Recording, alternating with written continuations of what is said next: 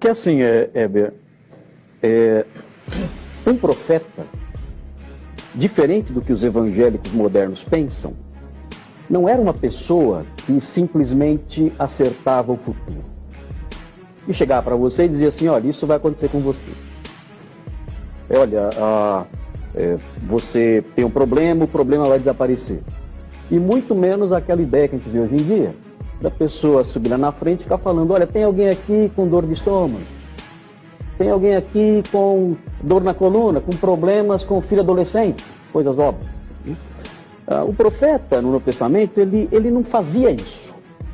E no que diz respeito a dizer o futuro, o profeta do Novo Testamento raramente fazia isso. No livro de Atos, nós só temos 2 manifestações disso pelo profeta Ágabo, que já foi mencionado aqui.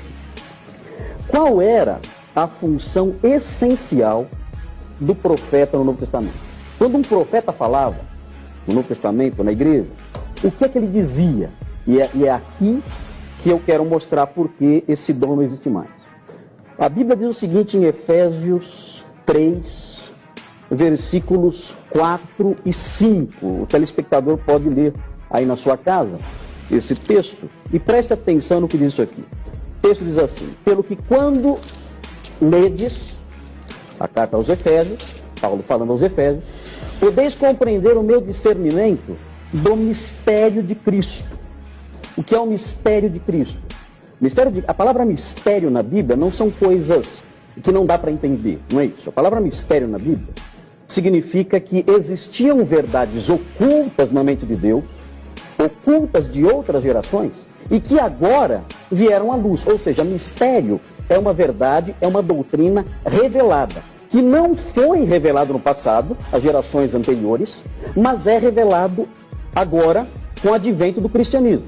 Então ele diz o seguinte: o mistério de Cristo é esse conjunto doutrinário, o qual em outras gerações não foi dado a conhecer aos filhos dos homens. As doutrinas cristãs, elas não foram dadas a conhecer aos filhos dos homens em outras gerações, como agora foi revelado aos seus santos apóstolos e profetas no Espírito. Ou seja, a função principal do apóstolo neotestamentário era trazer à luz verdades ocultas de outras gerações, verdades cristãs, os mistérios do cristianismo, agora conhecidos e revelados e registrados no Novo Testamento, tanto que o apóstolo Paulo, na sequência, ele continua falando sobre esses mistérios e dá exemplo de um deles, que é que os gentios são co-herdeiros e membros do mesmo corpo e participantes da promessa com Cristo. Esse é um mistério que estava oculto de outras gerações, mas agora os profetas e apóstolos trouxeram à luz, e os profetas, portanto, tinham esse dever de trazer à luz doutrinas desconhecidas, agora ocultas. Para quê? Para que os profetas, juntamente com os apóstolos, tinham esse dever de trazer à luz verdades ocultas de outras gerações. Muito simples. Na mesma carta aos Efésios, você pegar o capítulo 2, versículo 20, você vai ler o seguinte, 2:20, grife na sua Bíblia aí.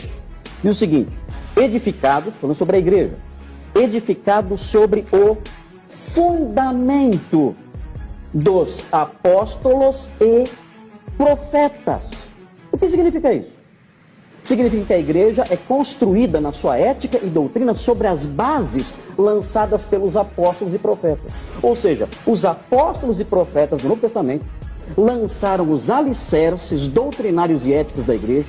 Esses alicerces estão prontos, estão terminados, estão acabados, estão registrados nas páginas do Novo Testamento das Escrituras, e a igreja hoje constrói sobre esses fundamentos lançados pelos apóstolos e profetas do passado. Então, é errado pensar no profeta como alguém que fica adivinhando o que vai acontecer amanhã, ainda que ele acerte às vezes ou erre na maior parte das vezes. É errado fazer isso. A visão, o conceito de profeta é muito mais amplo. É alguém que traz doutrina nova para que a igreja seja edificada sobre ela. E as doutrinas que nós temos no Testamento refletem a totalidade das doutrinas, dos mistérios ocultos de outras gerações que foram dados agora, no primeiro século, pelos apóstolos e profetas para que a igreja seja edificada sobre isso. Quem sai desses fundamentos, diz o apóstolo Paulo. O apóstolo Paulo fala em 1 Coríntios: eu, como prudente construtor, lancei os fundamentos e agora outros edificam sobre ele, sobre esse fundamento. Então nós não podemos, e Paulo continua dizendo, nós não podemos lançar outro fundamento além do que já foi posto. Então dizer que existem profetas hoje é dizer que os alicerces ainda estão em construção, que os alicerces não foram terminados e que tem doutrina nova vindo por aí.